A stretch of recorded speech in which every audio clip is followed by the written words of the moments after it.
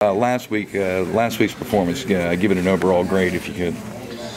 I mean, I think we did pretty decent. I mean, if you look at overall, the way their defense is set up, the conditions we were playing in and everything, I mean, we played well enough to win. So I don't know what grade I would give us. I mean, obviously we could have done better. We could have completed a few deep balls that would have probably got some momentum going, like the first play of the game, for instance. But it's hard to complete those balls when the wind's blowing 20, 25 miles an hour and it's cold.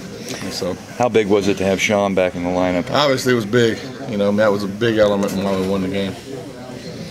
Primarily coming into this game, what do you see in Kansas defensively? Same type defense as Iowa State. Really and truly, Iowa State is the #2 defense in the league in the red zone. Kansas is #1, and so they're built basically the same way. Stop the run, and be physical when they get down there. Cause a lot of turnovers in the red zone. So we have to do a good job of. Last week we got around the 30 and moved backwards like 4 different times. So, I mean, we can't do that this week.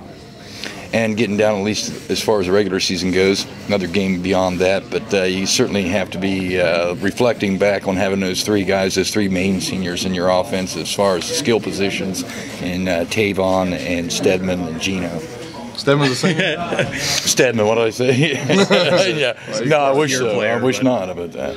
Well, I mean, those guys are going to be hard to replace. And so we were fortunate to have them for a couple of years, and so hopefully we send them out with a win. You mentioned Kansas's red zone defense there. Dana mentioned Iowa State's and kind of how that's similar. What did they do that makes them so effective once you get back up in there? I really don't know, to be honest with you. I mean, they're probably a little more aggressive when you get down there, but I think it's just they emphasize it, they sell it to their players, and their players believe it. Really and truly, I mean, that's all I can gather, because it's not like they do a whole lot different, but they're just better. Does it change anything for you guys knowing that they do kind of tighten things up? Do you approach that differently? We stress it more. I mean, we try to run plays that are pretty safe down there, that we're going to move the ball forward.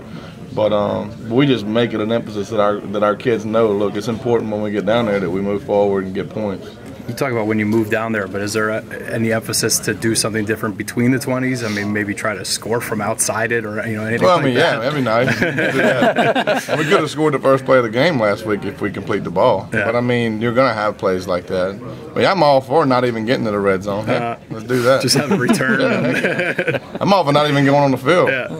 Let Tavon return them. Since you've had Tavon, I mean, the last 2 weeks, the performance that he's had as a running back, how does it change the dynamic of what he does in practice in terms of getting reps with both groups, or does he do individual drills at all? How does that work out? He stays Indy with us, but whenever he doesn't have to do a whole lot of individual, to be honest with you. But I mean, he does individual as a receiver, and then we just coach him up on exactly what he's got to do. Gillespie talks to him a lot before practice about exactly what he's got to do and the plays he's going to be on a running back. So he's a low rep guy, thankfully, so he doesn't take a lot of reps to get good at something.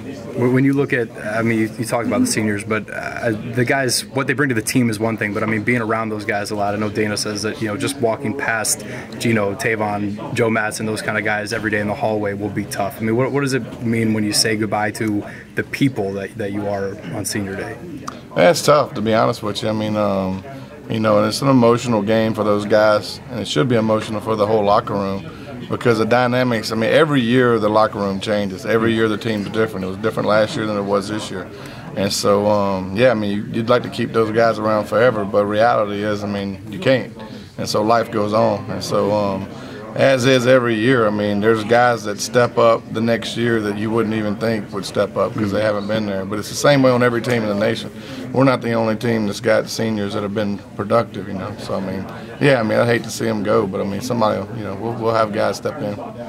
Along the lines of being productive, obviously, everybody can see Sean's, stat line and what that gives you.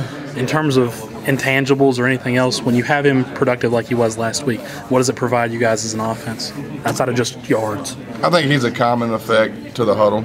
I really do. I mean, I think a lot of guys look up to him. And when he's in there, I think it just has a little calming effect on the other guys around him. And I think you're right. I mean, I think even when he's not carrying the ball, he has a presence out there. Because guys look up to him. He's a leader. And so I think it does calm the group down.